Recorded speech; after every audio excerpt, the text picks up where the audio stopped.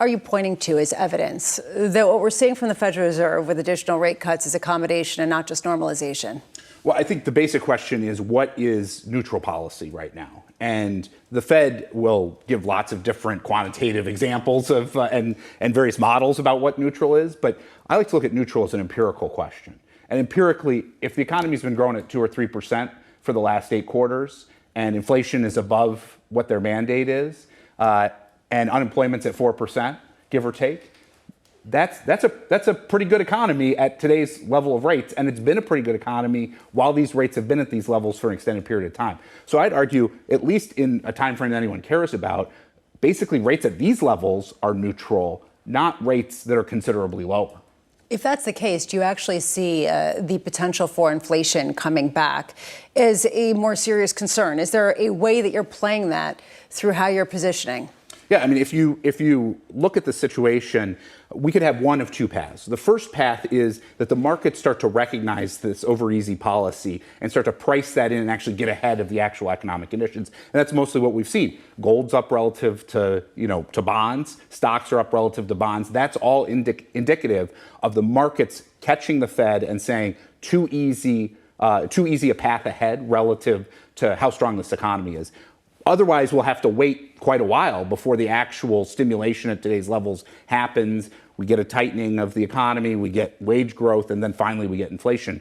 But much more likely, we're going to see the markets get ahead of that, and that's exactly what we're seeing. I loved your tweet last week. Gold and stocks greater than bonds. How much higher could we see gold? Because it feels like every day lately it's been a new fresh record. Yeah, well, I think gold, the key thing to remember on gold is gold is a global asset. And so often we're here sitting in the U.S. thinking about gold relative to U.S. rates or U.S. real rates. But the vast majority of demand for physical gold is coming from China. And the direction of travel in terms of Chinese policy making is pretty clear right now, which is easier policy ahead, including what they announced in the last day or so. And so given that circumstance, you're going to continue to see a lot of demand for gold out of Asia as folks are looking for safe havens, right? It's not in their housing market. The stock market is, a bit of a casino.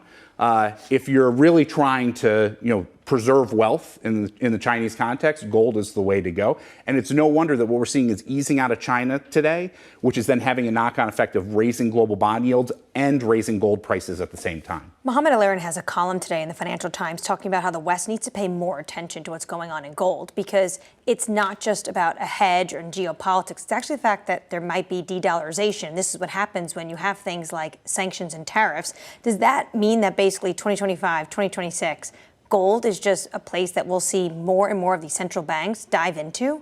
Yeah, I mean, obviously the central bank demand for gold has been very strong, particularly from those countries that are antagonistic to U.S. interests.